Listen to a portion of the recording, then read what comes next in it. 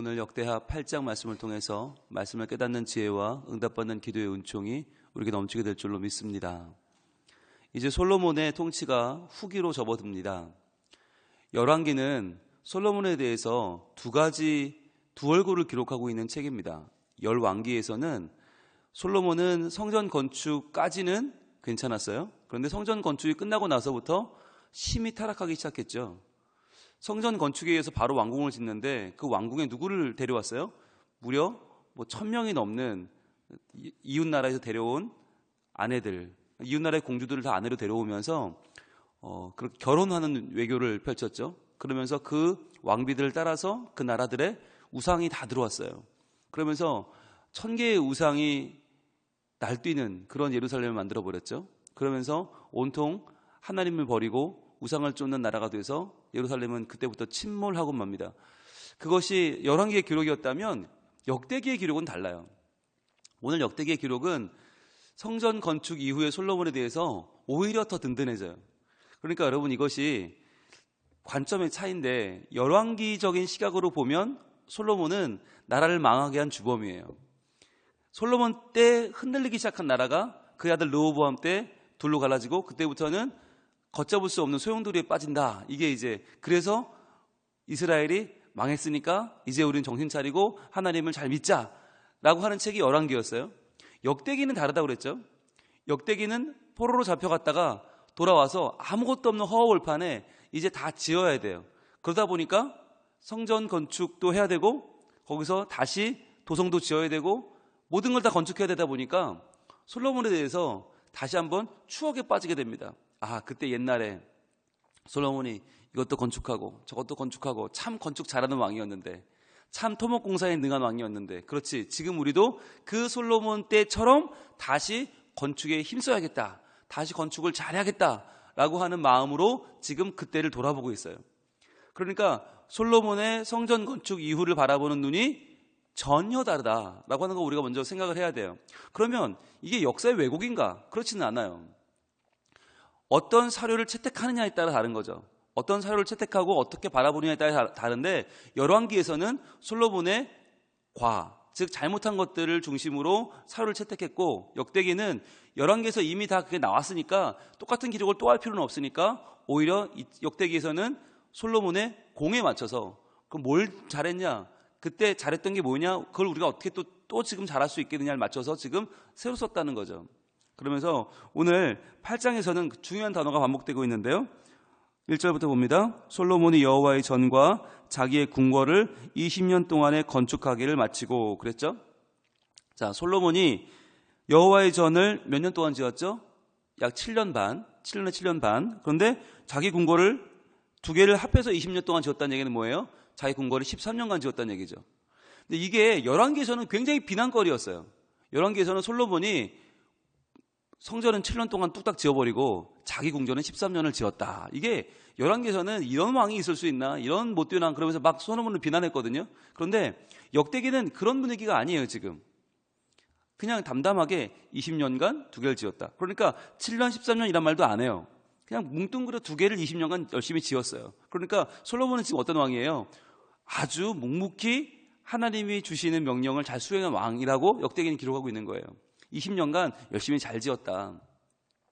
게다가 역대기의 분위기 뭐냐면 솔로몬이 7년을 지었는데 그 7년을 준비기간은 빼고 계산한 거예요. 그러니까 준비기간 전부 빼고 기초를 다지고 시작했을 때부터 건축만 7년이 걸렸다는 거죠. 그러니까 결코 이건 짧은 게 아니죠. 게다가 성전은 굉장히 작은 건물이에요. 궁궐에 비해서 굉장히 작아요. 지금 솔로몬의 궁전에는 왕비만 1000명이 있어야 되니까 얼마나 커야 되겠어요. 거기에 비해서 성전은 작은 건물인데 작은 건물을 7년 동안 잘 지었다는 얘기죠. 자기 궁전은 13년간 또 지었고. 그러니까 관점이 좀 다른데, 2절입니다. 후람이 솔로몬에게 되돌려준 성읍들을 솔로몬이 건축하여 이스라엘 자손에게 거기에 거주하게 하니라 그랬어요. 후람은 두로왕 후람이죠. 근데 후람이 솔로몬에게 되돌려준 성읍이란 말이 뭘까요? 솔로몬이 건축을 할 때 후람 덕을 많이 봅니다. 후람이 백향목도 보내주고요, 온갖 재료들 보내주고 기술자까지 보내주죠. 그러니까 솔로몬은 그때 성전을 건축할 어떠한 자재도 없었지만 기술도 없었는데 기술 제공을 다 해준 거예요. 자, 그랬던 후람에게 솔로몬이 감사하다고 성읍으로 갚죠. 근데 그 준 성읍을 후람이 야 이거 뭐 이런 걸 주냐 다시 돌려줬다는 거예요. 자, 우리 열왕기상 9장으로 갑니다. 열왕기상 9장에 이야기가 아주 비난적으로 기록되어 있어요. 우리가 그때 이 본문에서 굉장히 욕을 많이 했거든요. 열왕기상 9장. 열왕기의 시점과 역대기 시점은 전혀 다른데 열왕기상 9장 10절을 보시면 529쪽에 있죠. 솔로몬이 두 집 곧 여호와의 성전과 왕궁을 20년 만에 건축하기를 마치고, 자 오늘과 병행 구절입니다. 마치고 11절 갈릴리 땅의 성읍 20곳을 히람에게 주었으니, 자 열왕기의 시점은 뭐냐면 관점은 어떻게 이럴 수 있는가라고 하는 비난조예요. 건물 지었다고, 건물 짓는 거 도와줬다고 자기 땅에 있는 백성들을 내어준 거예요. 갈릴리에 있는 20개의 성읍을 내줬어요. 그만큼 갈릴리가요 유대에서는 멀고요 예루살렘에서 멀고 의미 없고 가치 없는 땅이었다라고 하는 말이기도 하죠. 그러니까 예수님이 어제 우리가 공부했는데 요한이 잡혔다는 소식을 듣고 갈릴리로 가셨다라고 하는 이야기는 참 못 사는 나라, 참 못 사는 땅, 정말 소외된 사람들에게 갔다는 이야기예요. 그 정도로 이렇게 자기 땅인데 남의 나라 왕에게 함부로 내어줄 정도의 그런 가치 없는 땅이었다는 거죠. 그런데 11절 갈릴리 땅의 성읍 20곳을 히람에게 주었으니 이는 두로왕 히람이 솔로몬에게 그 온갖 소원대로 백향목과 잣나무와 금을 제공하였습니다. 자, 성전 짓는 재료를 다 줬다는 거죠. 왕궁 짓는 재료도 다 주고요. 그런데 12절 히람이 두로에서 와서 솔로몬이 자기에게 준 성읍들을 보고 눈에 들지 아니하여, 마음에 안 드는 거예요. 아니 예루살렘 근처에 있는 좀 좋은 땅을 주지 저 북쪽 갈릴리에 있는 저 나쁜 땅을, 후진 땅을 줘? 마음에 안 들었어요. 그래서 13절 이르기를 내 형제여 내게 준 이 성읍들이 이러한가 하고, 자 어떻게 이런 걸 줬냐 하는 얘기죠.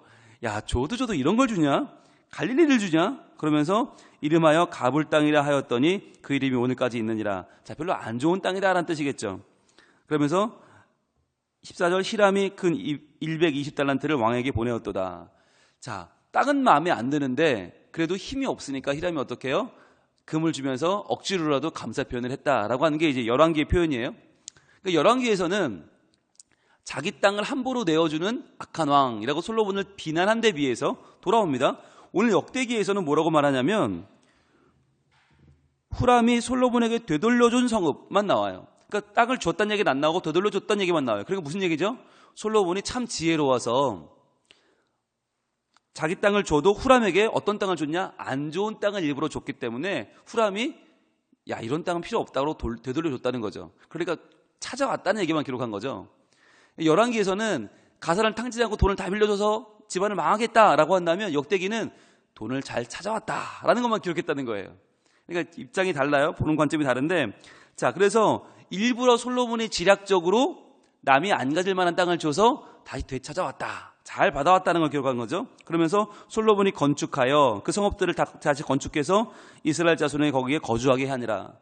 그러니까 이웃 왕도 되돌려줄 정도로 후진 땅이었는데 그걸 다 새로 건축했다라는 얘기죠. 3절 솔로몬이 가서 하맛 소바를 쳐서 점령하고, 자 처음으로 점령했다는 얘기가 나와요. 그 전에 다윗은 온통 점령하고 다녔어요. 온통 전쟁 투성이었어요. 그런데 솔로몬은 전쟁한 것이 아니라 건축만 했는데 유일한 점령 여기 나옵니다. 하맛 소바는 다메섹이에요. 저 북쪽, 이스라엘의 제일 북쪽 단지파 더 위, 그 지방까지 쳐들어 올라가서 솔로몬이 거길 점령하고 또 광야에서 다드모를 건축하고 하맛에서 모든 국고성들을 건축하고. 자 국고성 표시해 보시고요. 국고성은 공격을 위한 것입니까? 방어를 위한 것입니까?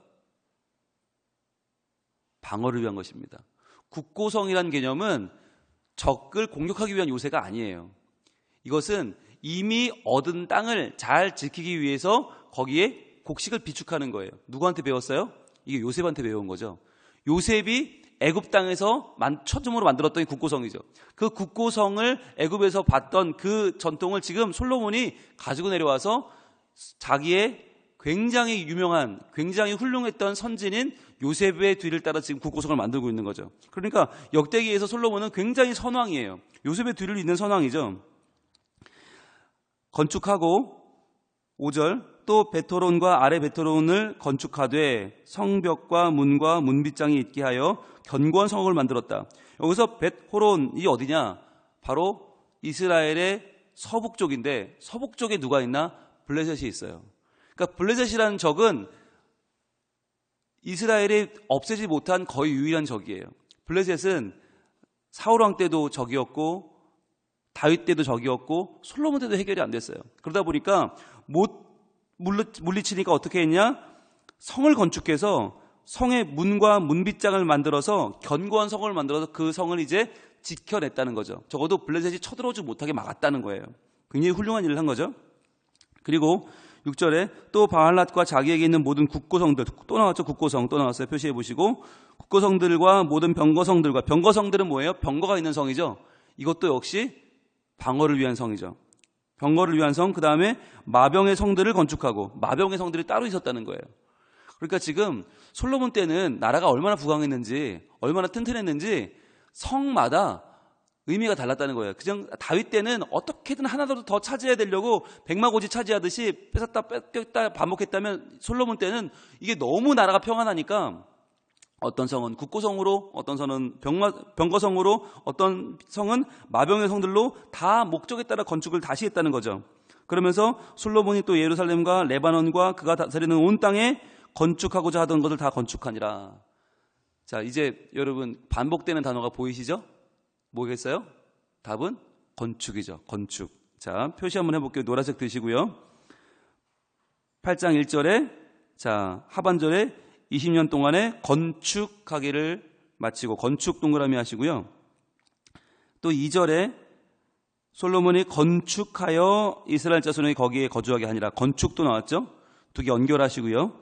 또 4절에 또 광야의 다드모를 건축하고 모든 국고성들을 건축하고, 두 번 나왔죠. 건축 표시하시고, 5절에 또 윗 베토론과 아래 베토론을 건축하되, 건축 나왔죠. 또 표시하시고, 그 다음에 6절에 중간에 마병의 성들을 건축하고 나왔죠.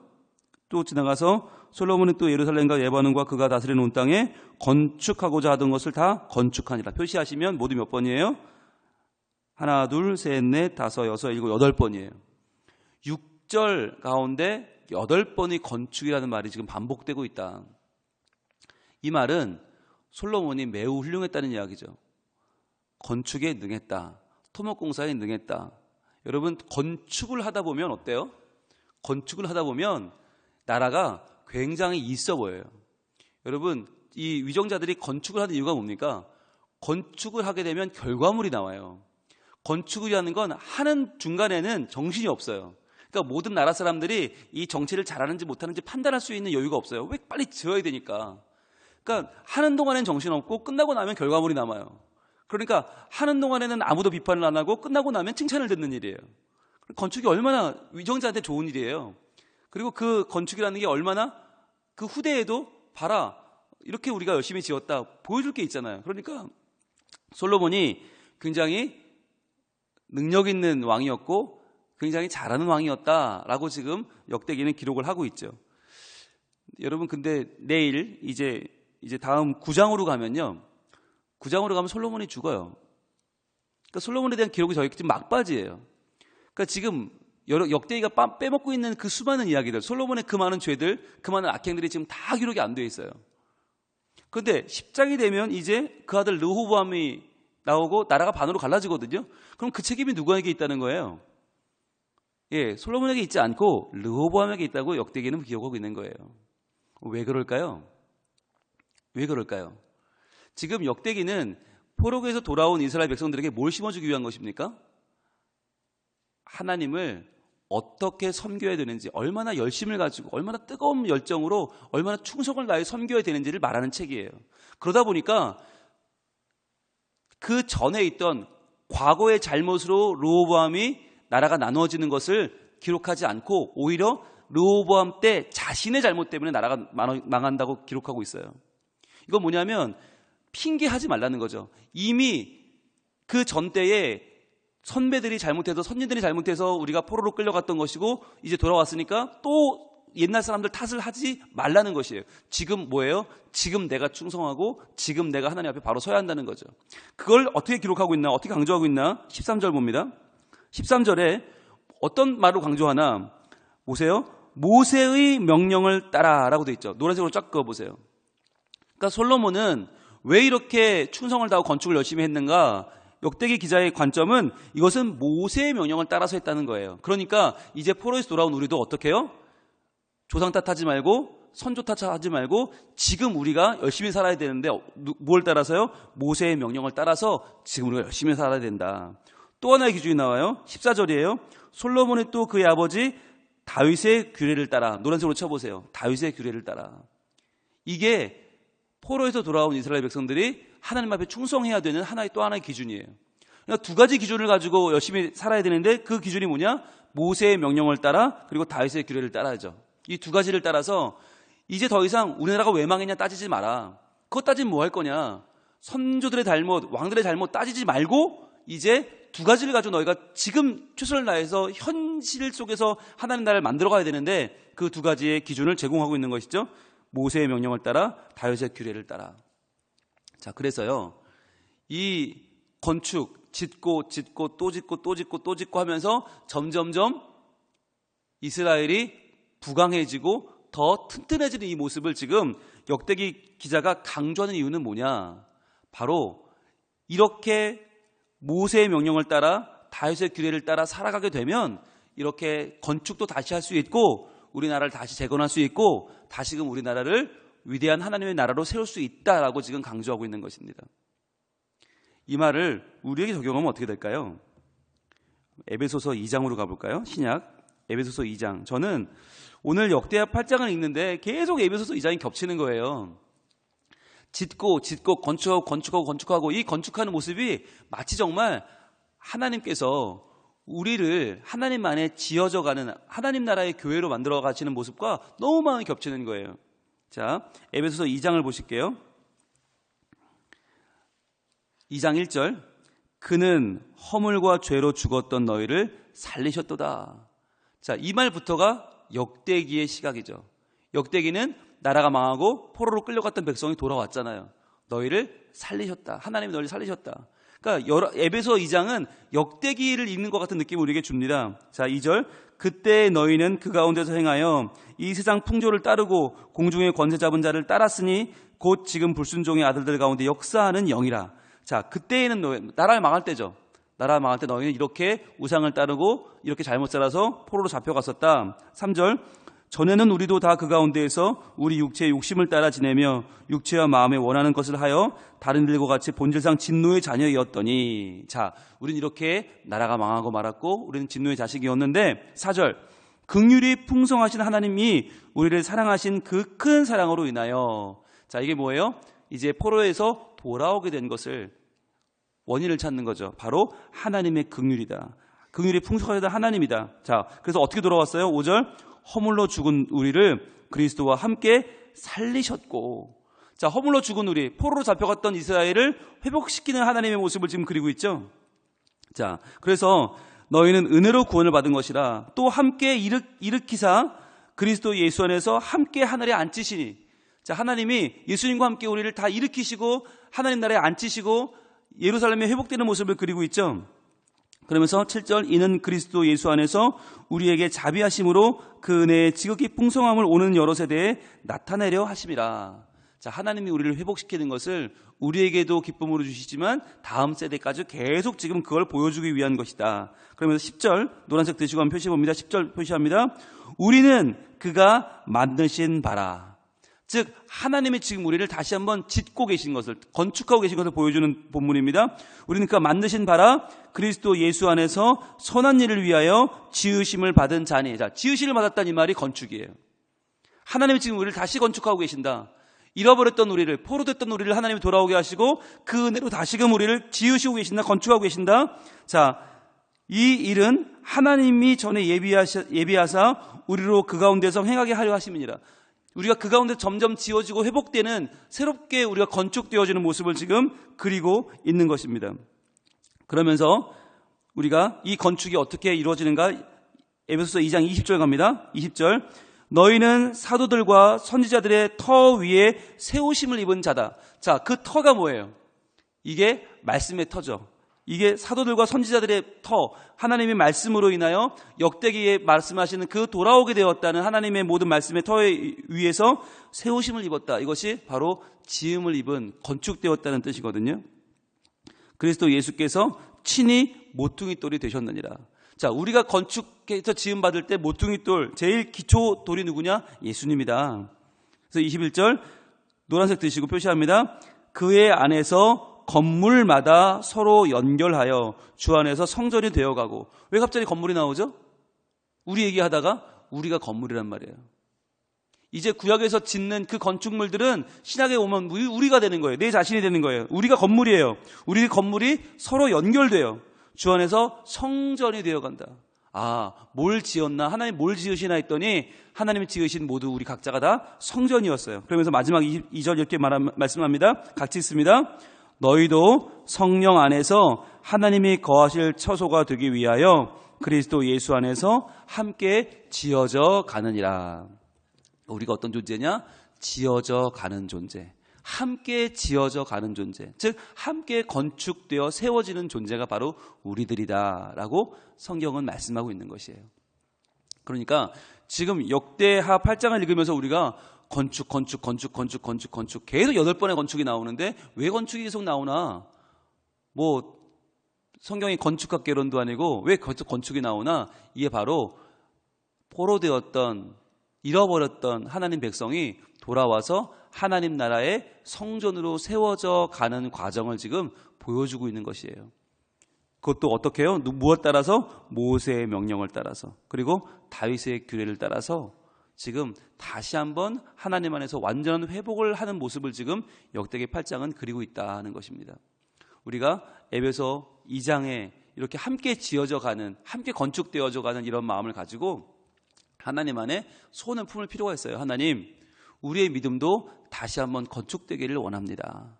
주님, 연약한 저도, 무너졌던 저도 죄로 인해서 교만하여 게을러서 음란해서 하나님 앞에 고개를 들지 못하고 무너졌던 제가 다시 한번 건축되어지기를 원합니다.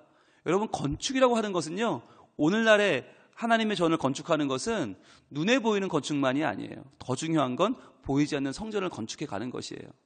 하나님 안에서 내가 하나님의 뜻대로 다시 한번 말씀으로 지어지고 기도로 지어지고 은혜로 지어져서 하나님의 마음껏 쓰시고자 하시는 하나님의 도구로 준비되어지는 것, 그것이 건축입니다. 이 새벽에 나와서 우리가 말씀 앞에 서는 것도 건축이고요, 우리가 하나님의 말씀대로 살려고 몸부림치는 우리 일상이 다 건축이란 말이죠. 하나님, 하나님의 성전으로 함께 지어져가는 우리가 서로 힘을 내고 서로 기도하고 서로 격려하면서 끝내 아름다운 하나님의 전으로 함께 지어져가게 하여 주옵소서. 이 에베소서 2장의 기도가 역대하 8장의 기도가 되어서 오늘날 우리 성민 가족들의 기도가 되는 그 복이 우리에게 온전히 임할 줄로 믿습니다. 기도하겠습니다. 하나님, 솔로몬이 왕궁을 건축하고 성전을 건축하고 그 이후에도 국고성과 여러 가지 성들을, 병거성과 마병의 성들을 건축하는 모습들을 보면서 하나님께서 그 나라 예루살렘을, 이스라엘을 회복시키시는 모습을 봅니다. 또한 이 모습은 죄로 인하여 죽었던 우리를 구하신 하나님께서 다시 한번 우리를 성전으로 지어가게 하시고 우리를 주 안에서 쓸모있는 하나님의 도구로 건축해 가시는 하나님의 손길임을 믿습니다. 주님, 저희들 잃어버렸던 과거, 우리의 죄악된 모습들, 연약한 모습들을 다 뒤로하고 이제는 주만 바라보고 나아가길 원하오니 하나님 믿음으로 계속 지어져 가서 하나님이 기뻐하시는 성전으로 건축되는, 완공되는 우리의 모습이 되게 하여 주옵소서. 또한 우리가 서로 연결된다 하셨습니다. 함께 은혜 받고 함께 하나님을 기쁘시게 하고 함께 하나님의 거룩함을 찬양하는 믿음 공동체, 예배 공동체가 되기를 소망하오니 주님, 우리 성민 가족들에게 복의 복을 더하여 주셔서 믿음으로 하나 되는 교회, 평안히 발전해 나가는 교회, 든든히 서가는 교회, 다음 세대를 부지런히 세워가는 우리 성민교회 되게 하여 주시옵소서. 오늘도 하나님 앞에 선 우리들 말씀 앞에서 겸손하게 나아갈 때에 기도하는 모든 것들이 다 응답받고 하나님을 기쁘시게 하는 믿음으로 지어져가는 오늘 하루가 되게 하여 주옵소서. 예수님 이름으로 기도합니다. 아멘.